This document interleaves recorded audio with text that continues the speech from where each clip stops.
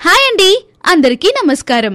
ఇవాల్టి మన వీడియోలో అయితే ఈ శ్రావణ మాసంలో మీరు చేసే ఒక పని వల్ల మీకు లభించే అద్భుత ఫలితాల గురించి మాట్లాడుకోబోతూ ఉన్నాము. సో మరి రేపే శ్రావణ మాసపు మొదటి సోమవారం. మరి ఈ రోజున మీరు గనక ఒక జత ఆకుపచ్చ గాజులను అక్కడ ఉంచండి చాలు. పేదవాడు అయినా సరే 24 గంటల్లో ధనవంతుడు అవ్వాల్సిందే. మరి ఈ శ్రావణ మాసంలో ఈ ఆకుపచ్చ గాజుల యొక్క విశిష్టత అండ్ దీనికి సంబంధించిన కంప్లీట్ డీటెయిల్డ్ ఇన్ఫర్మేషన్ అయితే మనం ఈ వీడియోలో తెలుసుకుందాము. అండ్ మీరు మాత్రం ఈ వీడియోని అస్సలు స్కిప్ చేయకుండా చివరి వరకు ఖచ్చితంగా చూడండి. మరియు ఇప్పటి వరకు మన ఛానల్ని కనుక సబ్స్క్రైబ్ చేయకపోయి ఉండుంటే వెంటనే సబ్స్క్రైబ్ చేసుకోండి. మరి అలానే ఈ వీడియోని మీ ఫ్యామిలీ అండ్ ఫ్రెండ్స్తో కూడా షేర్ చేయడం అస్సలు మర్చిపోవద్దు. ఇక ఏమాత్రం లేట్ చేయకుండా ఇక వీడియోలోకి వెళ్దాం. శ్రావణ మాసం అనగానే ప్రతి ఒక్కరూ చాలా పవిత్రంగా భావిస్తూ ఉంటారు. మరి ఈ శ్రావణ మాసంలో ప్రతి ఒక్కరూ కూడా వివిధ రకాల పూజలు, పునస్కారాలు, వ్రతాలు అంటూ ఎన్నో చేస్తూ ఉంటారు. మరి అంతేకాకుండా దైవ భక్తిలో లీనమైపోయి కూడా ఉంటూ ఉంటారు. మరి ఈ శ్రావణ మాసంలో చాలా మంది లక్ష్మీదేవిని పూజిస్తూ ఉంటారు. మరి చాలా మందికి తెలియని ఇంకొక విషయం ఏంటి అంటే శ్రావణ మాసంలో శివ పార్వతులని కూడా పూజించాలి. మరి శివుడు పార్వతులకి కూడా ప్రీతికరమైన మాసంగా శ్రావణ మాసాన్ని చెప్పుకోవచ్చు. కార్తీక మాసం మాత్రమే కాదు, శ్రావణ మాసంలో కూడా లక్ష్మీదేవిని ఏ విధంగా అయితే పూజిస్తూ ఉంటారో మరి శివుడిని కూడా అదే విధంగా పూజిస్తూ ఉంటారు. మరి మీరు గనక ఈ శ్రావణ మాసంలో శివుడిని పూజించినట్లయితే ధనలాభం మాత్రమే కాకుండా మీకు కావలసిన పనులు అన్నీ మీరు అనుకున్నట్టుగా జరుగుతూ ఉంటాయి. మరి ఇంతకీ ఈ శ్రావణ మాసంలో శివుడిని ఎలా పూజించాలి, అసలు ఈ ఆకుపచ్చ గాజులని ఎక్కడ పెట్టడం ద్వారా మీరు ధనవంతులు అవుతారు అనేది ఇప్పుడే తెలుసుకుందాం. శాస్త్రాల ప్రకారం చూసుకున్నట్లయితే గనక మరి శివ పార్వతులు భూమిపైన ఈ 3 చెట్ల రూపంలో కొలువయ్యారు అని కూడా చెప్తూ ఉంటారు. మరి మీరు గనక ఈ శ్రావణ మాసంలో ఈ శ్రావణ సోమవారం రోజున ఒక జత ఆకుపచ్చ గాజులను ఈ చెట్ల వద్ద పెట్టినట్లయితే గనక, ఈ చెట్లకి కట్టినట్లయితే గనక, ఈ చెట్లను పూజించినట్లయితే గనక ఖచ్చితంగా పేదవాడు అయినా సరే ధనవంతుడు అవ్వాల్సిందే. మరి ఇంతే కాకుండా మీరు అనుకున్న ప్రతి పని ఖచ్చితంగా జరుగుతుంది. మరి ఇంతే కాకుండా మీకు సుఖ సంతోషాలు లభ్యమవుతూ ఉంటాయి. మరి ఇంతకీ ఆ 3 చెట్లు ఏంటో ఇప్పుడే తెలుసుకుందాము. మరి ఇప్పటి వరకు గనక మీరు ఈ మన ఛానల్ని సబ్స్క్రైబ్ చేయకపోయి ఉంటే వెంటనే సబ్స్క్రైబ్ చేసుకోండి. మరియు ఈ వీడియోని స్కిప్ చేయకుండా చివరి వరకు చూడండి. ఇంకా మీ ఫ్యామిలీ అండ్ ఫ్రెండ్స్తో కూడా షేర్ చేయండి. ఇక ఏమాత్రం లేట్ చేయకుండా ఈ చెట్ల విషయానికి వచ్చినట్లు అయితే గనక, అసలు ఈ ఆకుపచ్చ అనే విషయానికి వచ్చినట్లయితే గనక ఈ ఆకుపచ్చ రంగు వల్ల సౌభాగ్యం అనేది వస్తుంది. మరియు ఉల్లాసం ఇంకా మనసును ఆనందింపచేస్తుంది ఈ ఆకుపచ్చ రంగు. మరి ఇంతే కాకుండా ఆకుపచ్చ రంగుని ప్రకృతి స్వరూపంగా కూడా మనం చెప్పుకోవచ్చు, భావించవచ్చు. ఎందువలన అంటే ప్రకృతి అంతా కూడా ఆకుపచ్చగా ఉంటూ ఉంటుంది మరియు చాలా ప్రశాంతంగా కూడా అనిపిస్తూ ఉంటుంది. మరి శ్రావణ మాసంలో కనుక ఆకుపచ్చ గాజులు కానీ ఆకుపచ్చ వస్త్రాలు కానీ ధరించటం వల్ల ఆడవారికి సౌభాగ్యం లభిస్తుందని చెప్పుకోవచ్చు. మరి ఇంతేకాకుండా నీలం రంగు మరియు నలుపు రంగు వస్త్రాలు అయితే ఈ శ్రావణ మాసంలో అస్సలే ధరించుకోకూడదు. ఇలా వేసుకోవడం వల్ల భర్త ఖచ్చితంగా నానా కష్టాలు పడి తీరాల్సిందే. మరి అంతేకాకుండా భర్త యొక్క ఆయుష్ కూడా తగ్గిపోతుంది.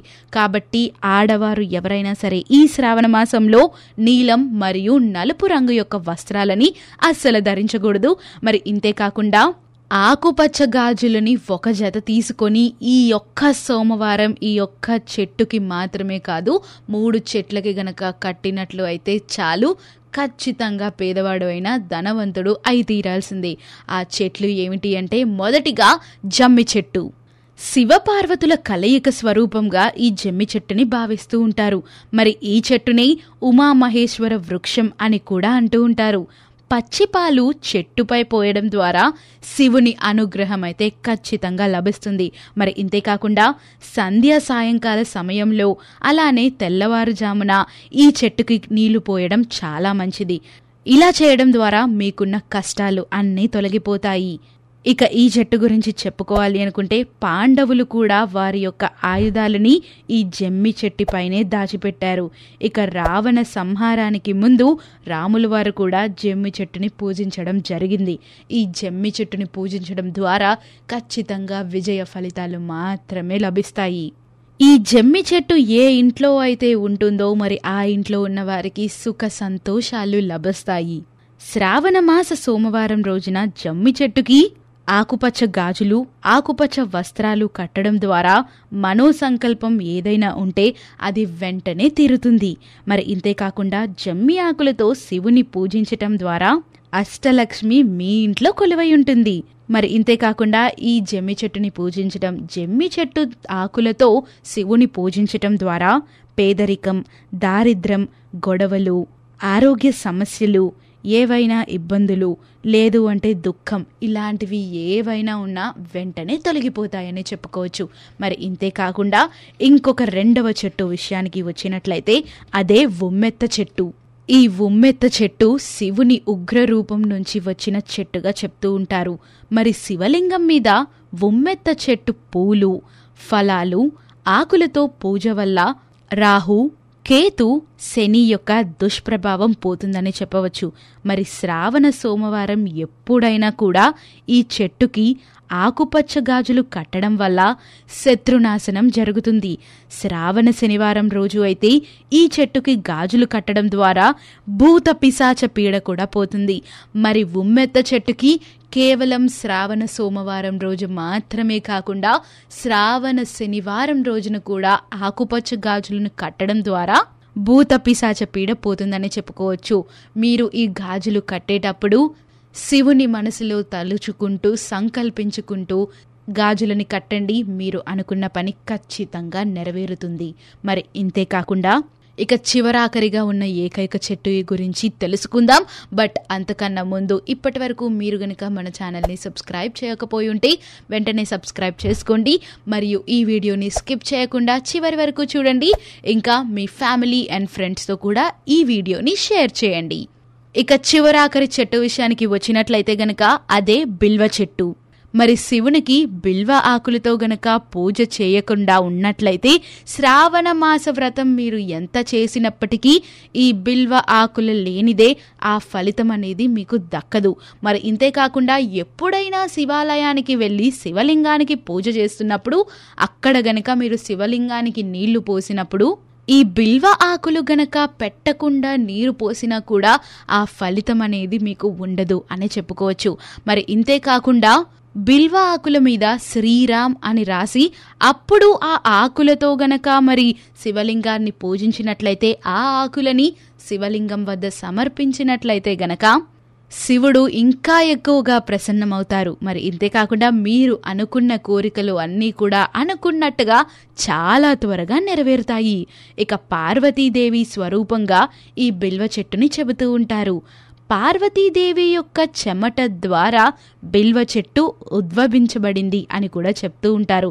మరి ఈ ఆకులలో అయితే త్రిమూర్తులు అయిన శివుడు, బ్రహ్మదేవుడు, విష్ణుమూర్తి కొలువై ఉంటారు అని కూడా చెప్పుకుంటూ ఉంటారు. స్కంద పురాణంలో కూడా ఈ బిల్వ ఆకులలో త్రిమూర్తులు కొలువై ఉన్నారు అని చెప్పడం జరిగింది. ఎప్పుడైనా సాయంకాల సమయంలో శివాలయంలో మీకు గనక ఈ బిల్వ వృక్షం కనిపించినట్లయితే వెంటనే ఆ చెట్టుకి నీరు పోసి దండం పెట్టుకోండి. మరి ఇంతేకాకుండా శ్రావణ మాసంలో గనక మీరు శివాలయానికి వెళ్ళినప్పుడు మీకే గనక ఈ బిల్వ చెట్టు కనిపించినట్లయితే వెంటనే వెళ్ళి ఆ చెట్టుకి నీరు పోసి నేతి దీపం వెలిగించాలి. ఇలా చేయటం ద్వారా ఖచ్చితంగా ధనప్రాప్తి లభిస్తుంది మరియు పాపాలు అన్నీ కూడా తొలగిపోతాయి. లక్ష్మీదేవికి కూడా ఈ బిల్వ చెట్టు రూపంలోనే అవతరించడం జరిగింది. దానికి సంబంధించి ఒక పెద్ద కథే ఉంది. ఇక ఇంతేకాకుండా శ్రావణ మాసంలో ఈ చెట్టు కింద ఎవరైతే నేతి దీపం పెడుతూ ఉంటారో మరి అటువంటి వారికైతే ఒక పుణ్య ఫలం లభిస్తుందని చెప్పుకోవచ్చు. చాలామంది తీర్థయాత్రలకు వెళ్ళాలి అని అనుకుంటారు, కానీ వెళ్ళలేని పరిస్థితులు ఏర్పడుతూ ఉంటాయి. మరి అటువంటి వారు గనక ఈ శ్రావణ మాసంలో బిల్వ చెట్టు మొదలులో గనక నీరు పోసి శివుని పూజించుకుంటూ శివుని తలుచుకుంటూ శివనామస్మరణ చేసుకుంటూ చెట్టు మొదలులో గనక నీళ్లు పోసి నెయ్యి దీపం వెలిగించినట్లయితే గనక ఎన్నో రకాల తీర్థయాత్రలు చేసిన ఫలం, ఎన్నో రకాల తీర్థయాత్రలు అన్నీ తిరిగినంత పుణ్యం కూడా మీకు లభిస్తుందని చెప్పుకోవచ్చు.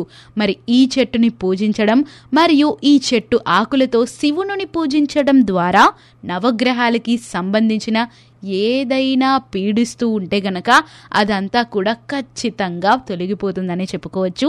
మరి ఇంతే కాకుండా ఈ చెట్టుని పూజించడం లేదు అంటే ఈ చెట్టు ఆకులతో శివుని పూజించడం ద్వారా మరి పూర్వజన్మ కర్మ ఫలితాలు ఏవైనా ఉన్నా, లేదు అంటే పితృదోషాలు ఏవైనా ఉన్నా కూడా అవన్నీ కూడా తొలగిపోతాయని చెప్పుకోవచ్చు. మరి తెలుసుకున్నారు కదా, ఈ శ్రావణ సోమవారం రోజున అస్సలు మర్చిపోకుండా ఈ 3 చెట్లకి గనక ఆకుపచ్చ గాజులు ఒక జతని కట్టడం ద్వారా ఖచ్చితంగా ధనలాభం అనేది ప్రసాదింపబడుతూ ఉంటుంది.